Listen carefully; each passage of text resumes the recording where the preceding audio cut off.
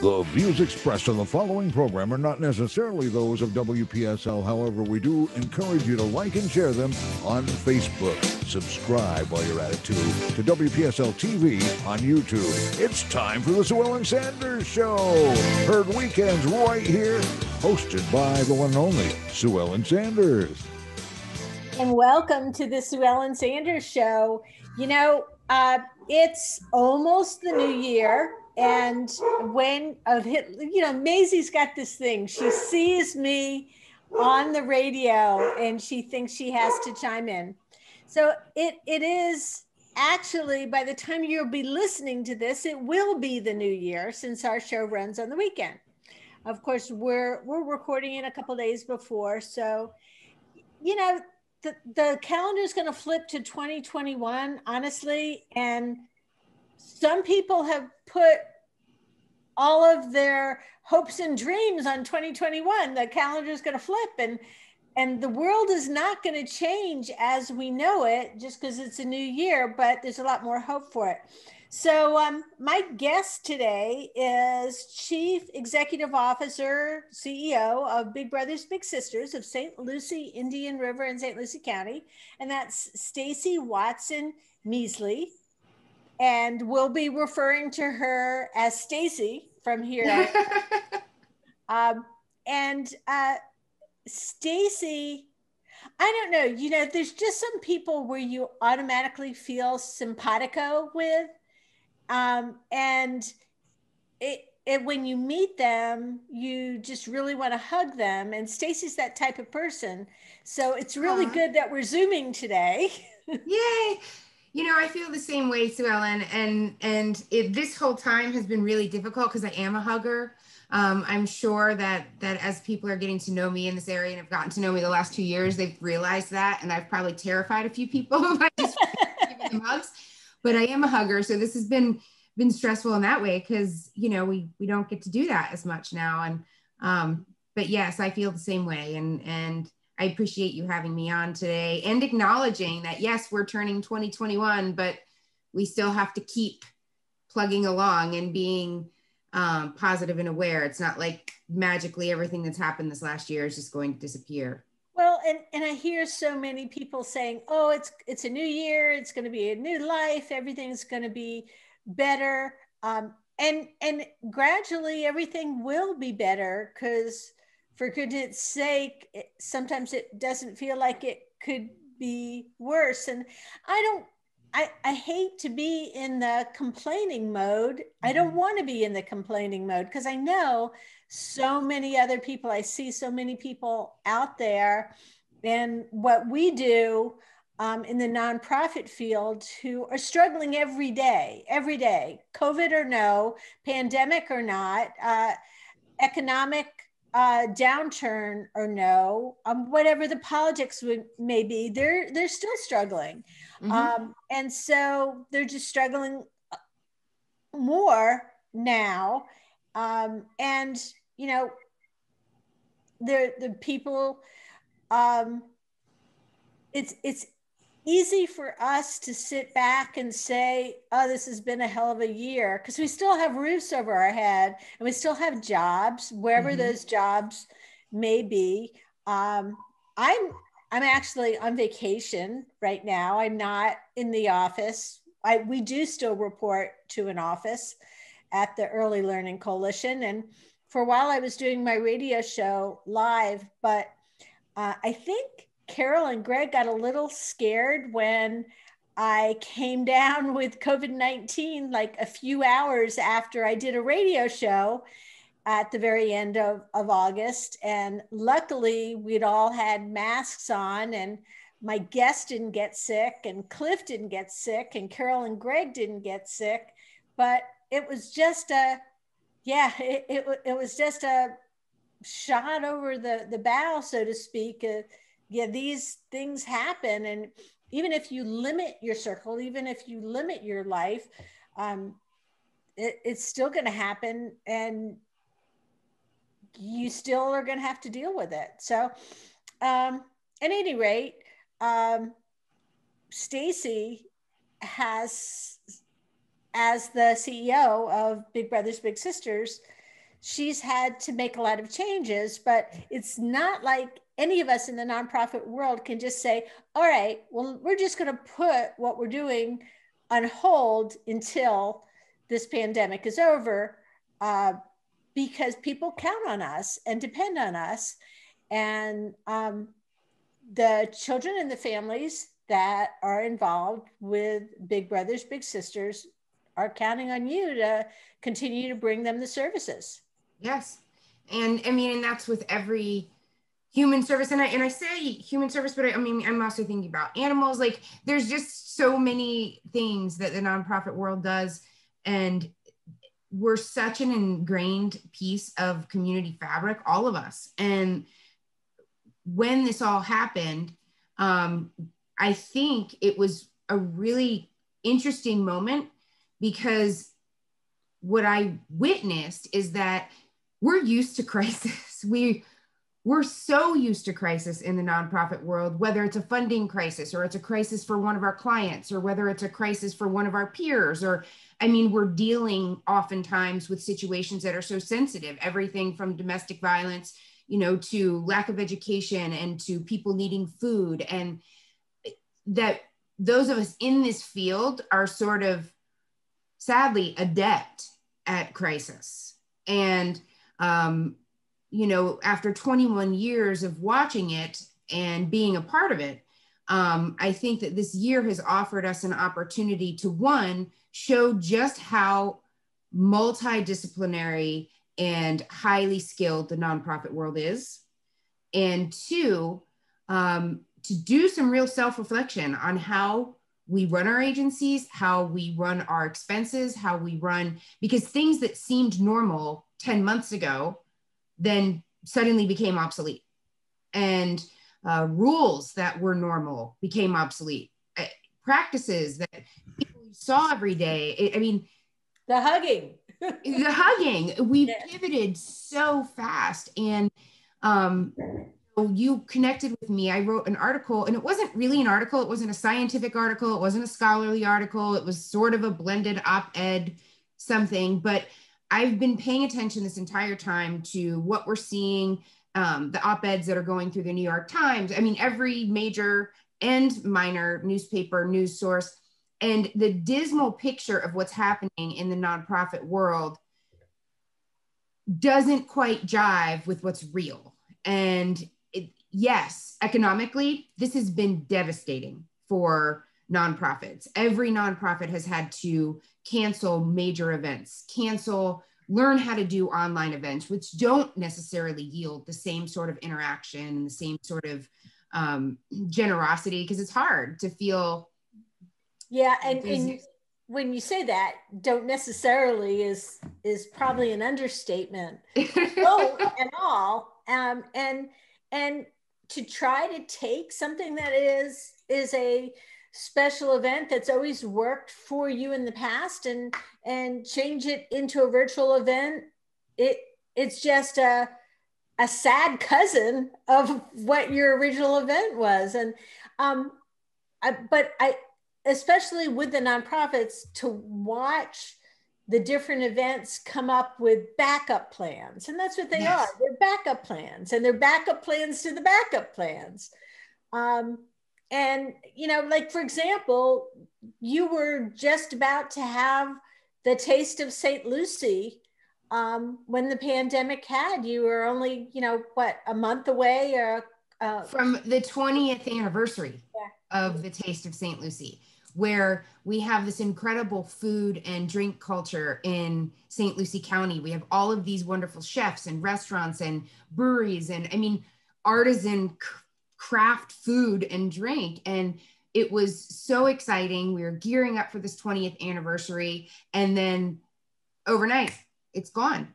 And that is one of our largest events, and it just disappeared. It disappeared from our budget. It disappeared from the landscape, and we can't let it, you know, we'll, as soon as it's safe, we'll resurrect it. And we are going to have that 20th anniversary party. Even if it's on the 21st anniversary. Exactly. But But honestly, we had to really think about, we can't, one, tax the local businesses who have suffered so much as well during this time. We can't ask people to do things that are unsafe. And more than anything, we don't want to dampen something that is normally a community celebration. The way we pivoted it, we talked to the vendors that could. You know, we understand this year there were vendors of ours that couldn't, but we talked to vendors that could and created a Taste of St. Lucie coupon book. So those vendors you would normally taste at the Taste of St. Lucie are inviting you into their spaces. And in some way, you know, it was not only to help the agency, but it's to help those local businesses and drive business towards them. So everything has changed. And although there have been moments where I have broken down, I'm certain, you know, and I know there's this, I guess I just want to acknowledge the weird competition that also exists in the nonprofit world, because we all go for the same grants and we all go for the same pool of people to support us. At the core of us, we're not competitive. We're all working together for a better community. And as I'm reading these articles about just how the nonprofit community is just, it's damaged from all of this. Yeah, we took a hit. We take a hit all the time. Right. That's nothing new. You've been in this game a long time and you've been helping people a long time. You just roll with the punches. And something in my heart was calling me to acknowledge my peers. Something in my heart was calling me to put just a little something out publicly that said, yes, this is hard. We've made some major changes, but the beauty that has come out of this is also something we can't lose sight of.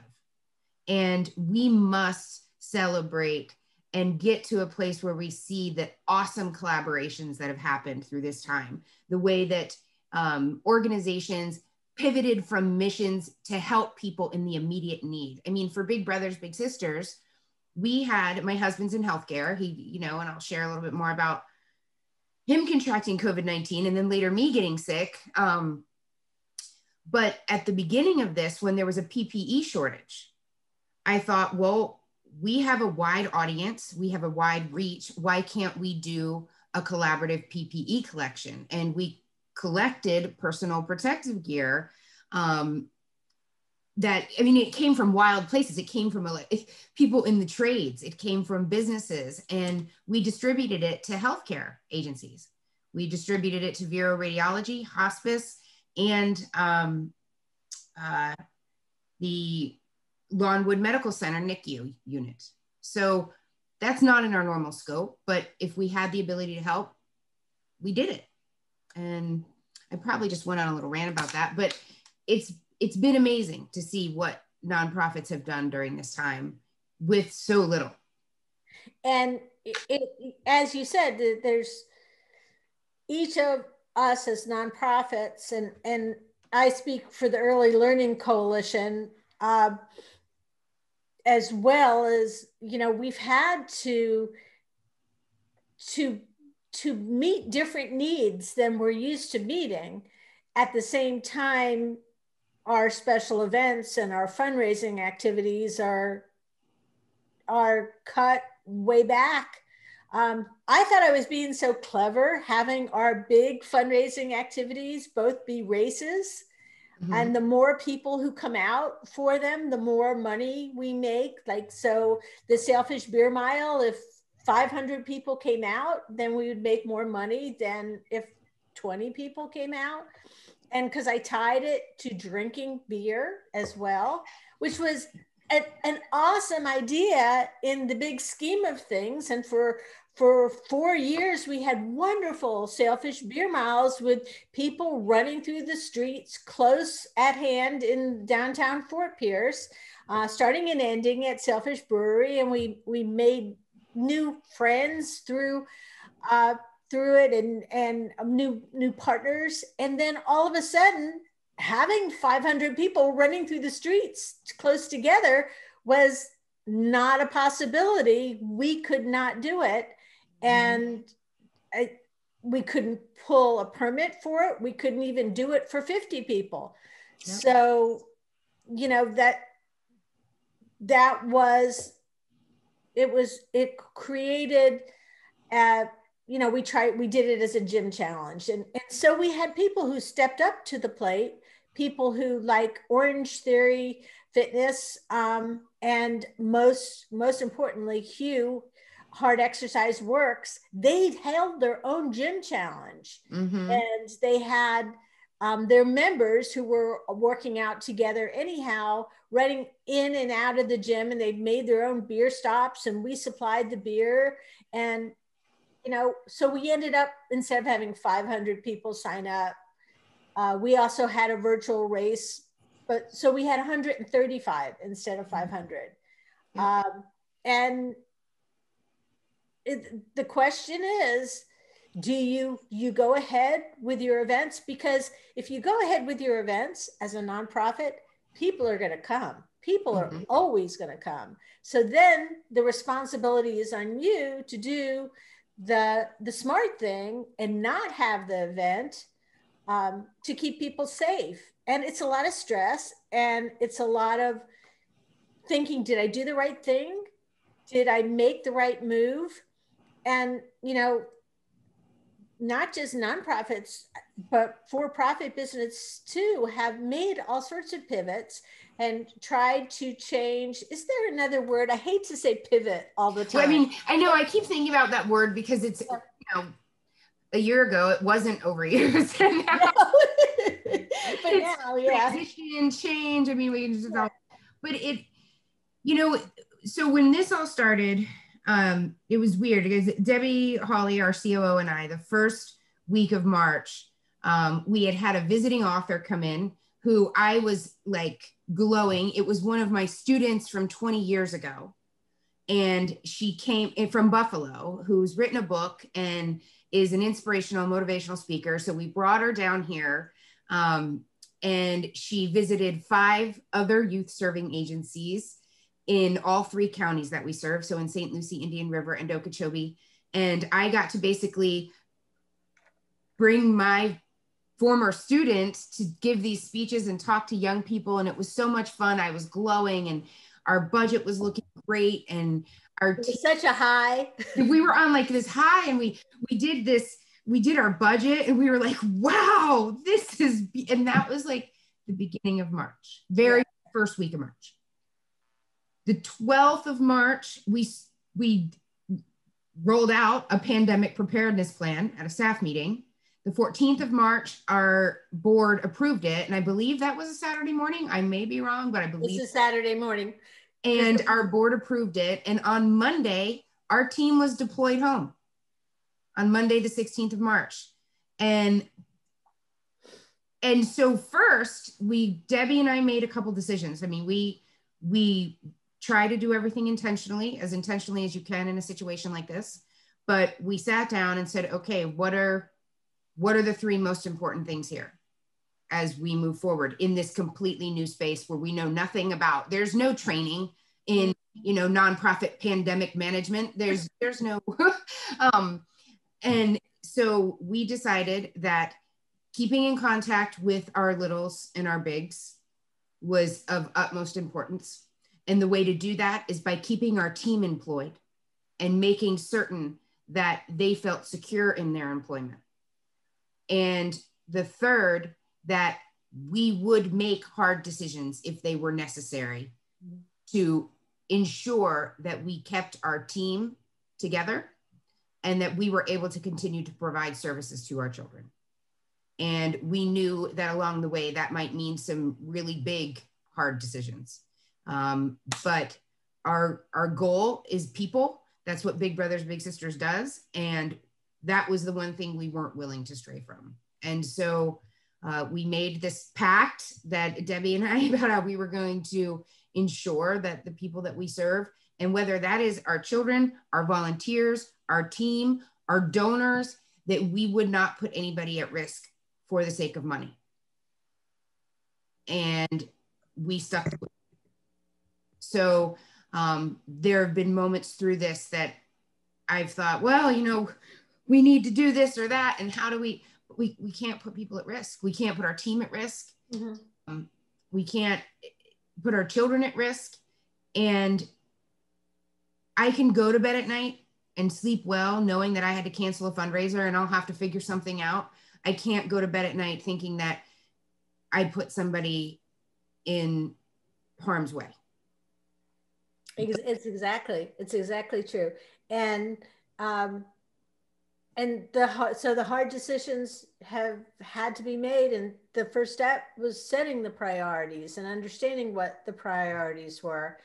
And, our journey at the ELC was a little bit different in that the child care centers that we support and the families that we supported needed to stay open. Mm-hmm. Even though the schools closed, the child care centers needed to stay open. So we wanted to show our support for them. So our office stayed open longer than probably was a comfortable situation. And then we closed for a period of time, and then we reopened again with our team reporting to the office little bit earlier than other people might have back in September. And you look at the numbers and you see, like, at the time all of this was happening, and we were thinking we would push things out a little bit and say, well, then by then it's going to be better. And then it wasn't better by then, and you'd have to push it again. And we looked at, our priorities of communication with the families and keeping the child care centers open and making sure that the child care centers had what they needed. And you talk about the early PPE issue, because it was hard to find those supplies. And so that was one of the first things that we targeted, was getting those supplies to the child care centers so they could stay open. Mm-hmm. And it felt like, the schools were saying, we got to close for safety. But at the same time, people were saying, well, what are you saying, that you can't take the same amount of kids and put them in a room for a child care center? So it was looking at things in a different way. Mm-hmm. And it was tough. The program people that we have, who the big part of their job is to go out to those child care centers and teach the teachers how, give them ideas for teaching their early education students. They couldn't go out. So they had to learn to do their meetings on video. They had to learn to do their trainings on video. And I know that you had to make your changes. And what we found actually is there's some things that are better communicated by video. You're right. So we had Zoom. It was very strange timing. We have one of our board members is in Saratoga Springs, New York for a good portion of the year. And she had really wanted to be active in our board meetings, and we had never had electronic board meetings. So we had been playing with different platforms for a while so that we could have our board members that travel engaged in board meetings. And so we had signed up for Zoom in February. And for our January board meeting, and we were playing with Zoom. And I'll have to remember to thank Michelle because she's the one who first brought the platform up and said, I can participate in board meetings if we have Zoom accounts. So we did it. And now one of the most wonderful things is, since this started, we have the best board attendance ever, because everybody can attend. No excuse. I mean, we had started using Zoom in February, and then previously the Big Brothers Big Sisters of America service delivery model did not allow for online engagement between a big and a little. And so we had to come up with new protocols. And so we waited for Big Brothers Big Sisters of America to release a waiver that allowed the parent, the big brother and sister, and the match support specialist to sign off on using a platform, an online platform. And so by March 24th, we were able to start pulling together meetings with our littles. And all of those meetings are monitored by a Big Brothers Big Sisters account, which in then another way adds another layer of safety. And so now I think when we go back to a time when we can have more and more personal interaction, this will be just another tool to keep our bigs and our littles connected. Mm-hmm. And we've found that with our team, we set, and we annoyed them. I mean, they were annoyed because for some reason we chose Monday mornings. I don't know. It felt like the right thing to do. So every other week, we were having our Monday mornings, we were having Monday morning staff meetings that were like 2 hours long, not only so that we could be keeping up with everything that was happening in the news and the changes, but because we had to watch the temper and the tempo of how our team was feeling because of the fear and the frustration. It was scary. And so we wanted to make sure that we were doing enough check-ins. And finally, about 6 months into it, they were like, okay, we only need one meeting a month. so now yeah, and that's a really good point too, is that one of the things we did learn, and we didn't expect to have a pandemic that was this long. You know, we all thought it was going to be like a 6 weeks little, you know, okay, definitely by the end of the summer, you know. But as the time went on, we were able to fine tune the tools we use, yes, including the length of meetings, because I think in general, people thought, oh, a little meeting is good, so a longer meeting is better. And we'd spend time, you know, on, I can't hear you. Can you hear me? Can you hear me? Can you hear me now?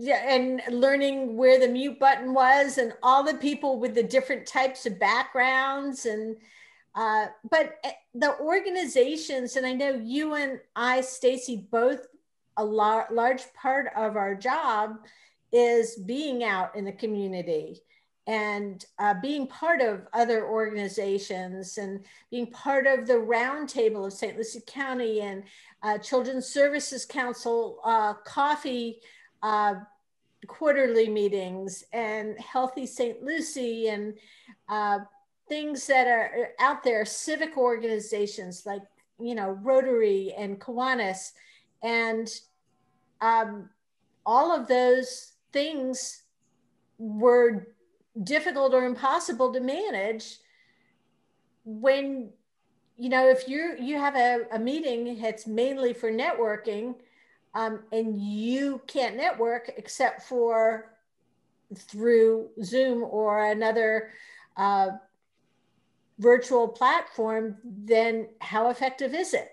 So it's been quite a learning experience. And what's interesting about you is the last time I had you on the radio, it was right a couple months after the pandemic had started, and you looked like you just had all your ducks in a row. You had things figured out. You were doing this, and this was going to be better, and this, and then the email op-ed missive that you were discussing earlier in the show today showed me a part of you that made me realize that even those of us who might look like we have our act together are still just putting one foot in front of each other and not so sure all the time. Mm-hmm.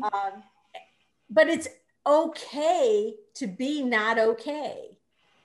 And that, you know, I'm an educator first. And when I was in the classroom, learning is a process, and everything we do in life is a part of a learning process. And we all had to jump into this not knowing exactly what's right. So what guided the organization's decisions were the values of the organization and the values of the leadership of the organization, and making certain that we kept at the core of every decision we make the humans that we serve, the humans that we are. And from there, everything else lights up. I mean, I used to tell my students, so when you're thinking about a career, it's like you step on one block and then the next one will light up. As long as you're in forward process, the next one will light up. And then you get to that block and then the next one lights up. I like that. And that's how life is. And so that's how this has been. Okay. So we take a step in this direction and it lights up. If it doesn't light up, you step back and take a step in another direction. And so I accepted early on that this was hard and scary, and that at the end of the day, what I wanted was for our team and the youth that we serve to be healthy, and for us to feel safe in our vulnerability at this moment, because we are vulnerable.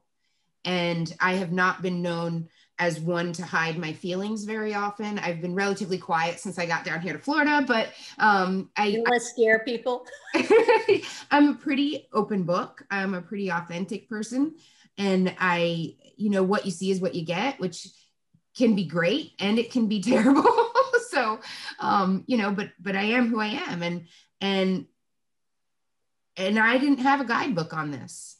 And so in June, Big Brothers, Big Sisters, we were looking at the budget. We're looking at this play out. We're playing out in our mind. What if this goes on till the end of the year, which seemed like it could never happen. But what if it does? What if our team is working from different remote places until the end of the year? And we have a large headquarter office that carries with it overhead. Mm-hmm.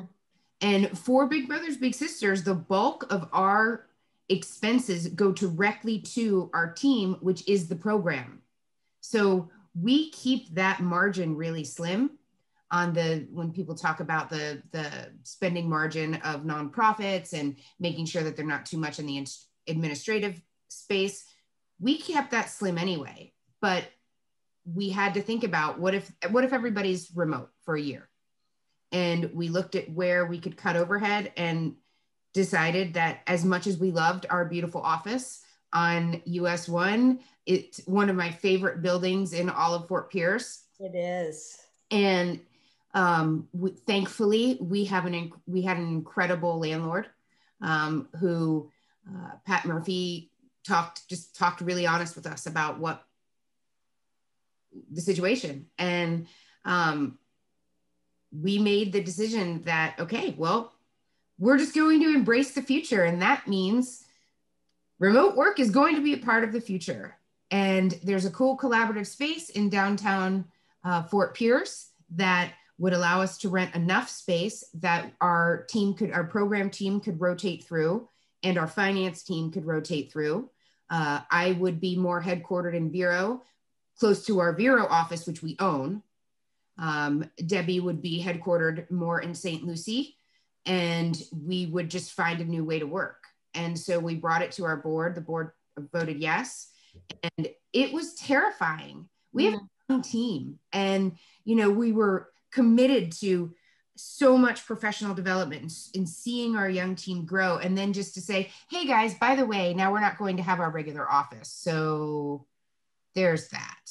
And the look of shock on their faces. I can only imagine.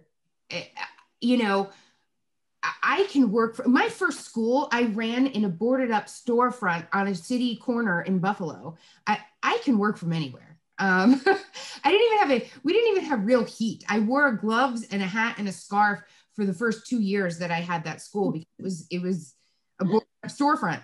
I'm pretty tough that way, but to tell a bunch of people, hey, everything you know about work is changing right now. And we're not going to have the same office set up. You're not going to see your people every day, even after this is over. And I just watched the look of despair and concern on their faces. And meanwhile, in the next room, my husband had COVID. And We've been married 2 years. Got married a little late in life, but we've been married 2 years. I have this amazing life that we're building together, and I'd never seen him weak. And as I was telling our team, okay, we're going to change everything we do with our work, my husband's in the next room coughing, and I'm thinking, what if he doesn't make it? And it was still pretty early on. That was in June.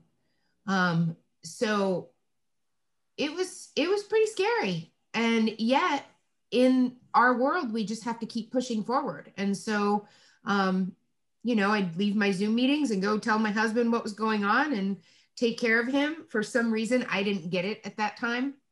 And it was scary.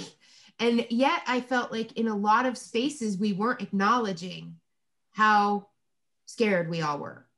And we were all trying to save face, and we were all trying to keep going like everything's normal, and it's not. And that's okay. And so, yeah, it's been a ride. And I feel like I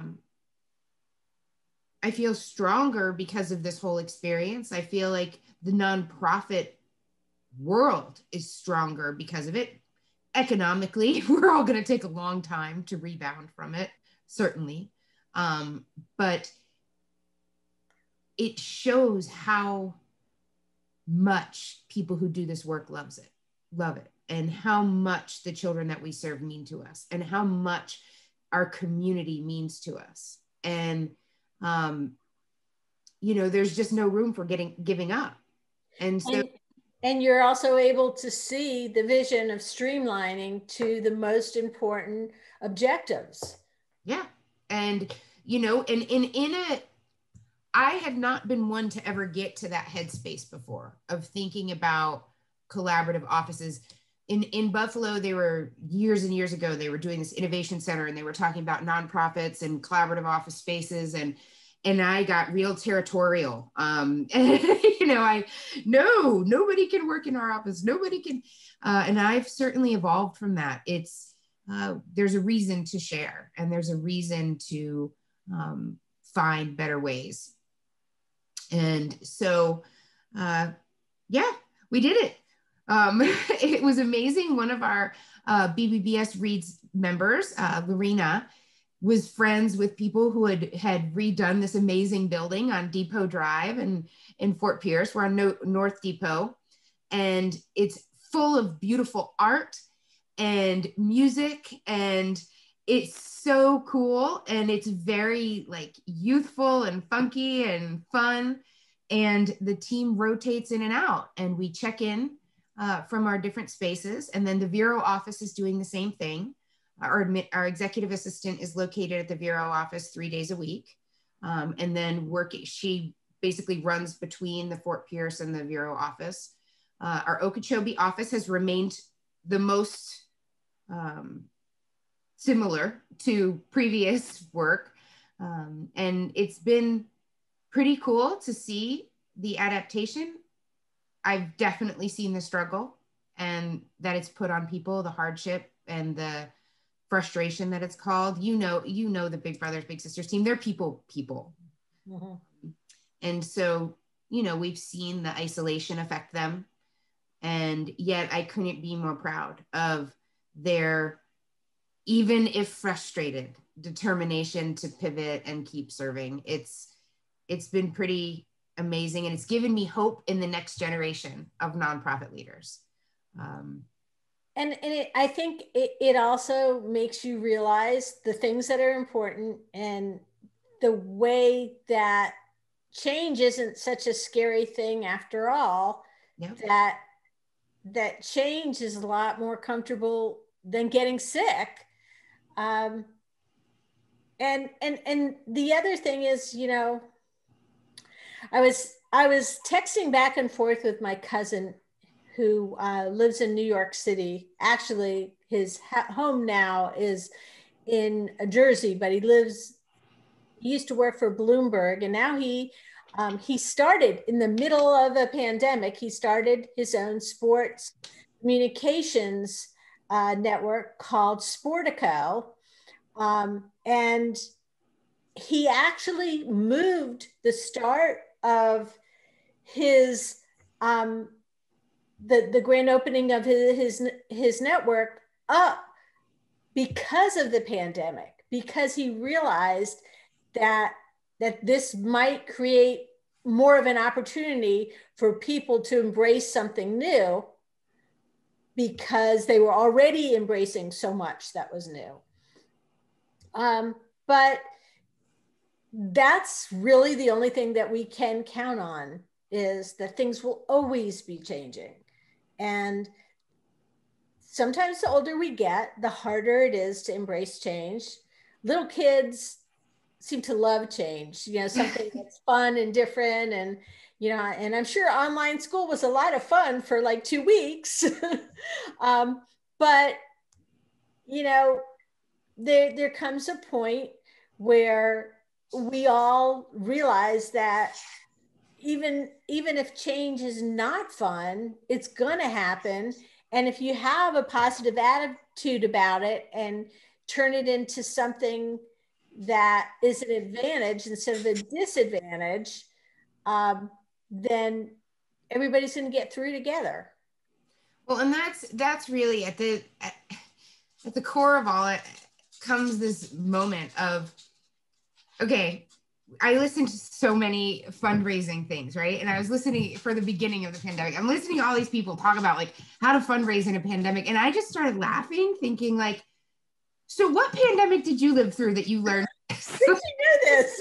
Because I mean, fundraising in a pandemic, what are you talking about? You have no idea what you're talking about. I mean, it comes down to the same thing it's always been, and that's relationships.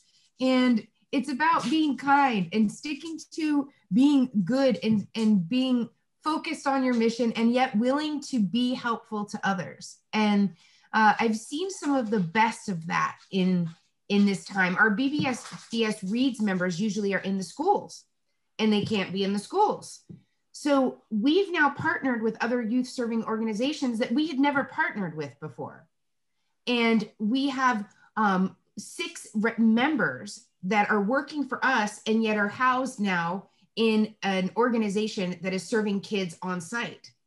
You know, that partnership wouldn't have evolved without this. There's a lot of things that would not have evolved without this. And then, not that I would wish it on us again for sure, but the nonprofit world is just one that every day astounds me with the amount of talent and the amount of creativity and the amount of tenacity and resilience. And I just want to know that, like, let's not read these articles that come out and say, yes, it's been devastating financially. Well, it's been devastating to everyone financially. I mean, families have lost homes, people have lost jobs. Yes, that's all true. So what now? And I guess when I wrote that piece, I was just thinking about all the incredible people that I've seen do amazing things in the face of this pandemic, and the partnerships and the true way it has allowed nonprofits to work together like never before. And it's made me really proud. The other thing that I've really noticed is that the importance of people doing kind things has risen. Like when somebody does something that is from the bottom of their heart, or even something so minor as smiling or offering to help with something, that it means so much more right now.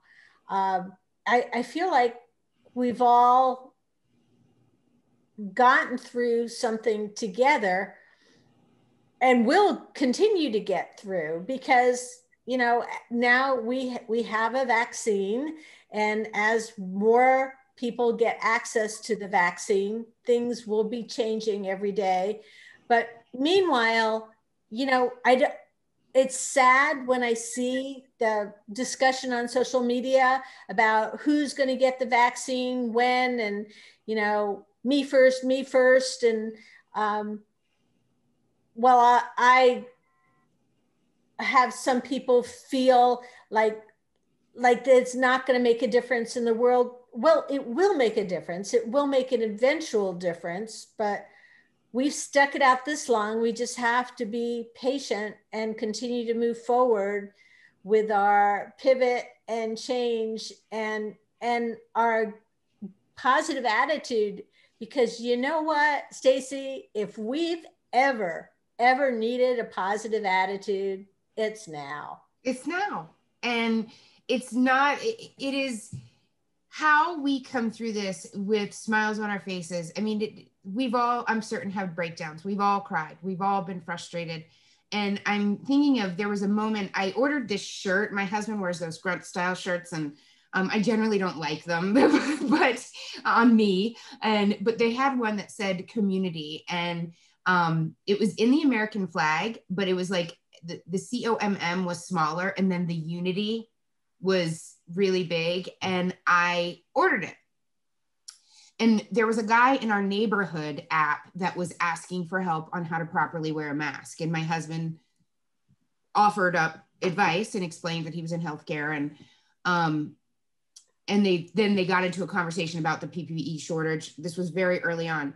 And then next thing, the next thing I knew, this truck pulled up in front of our house. And I guess he had said to my husband, "Where do you live?"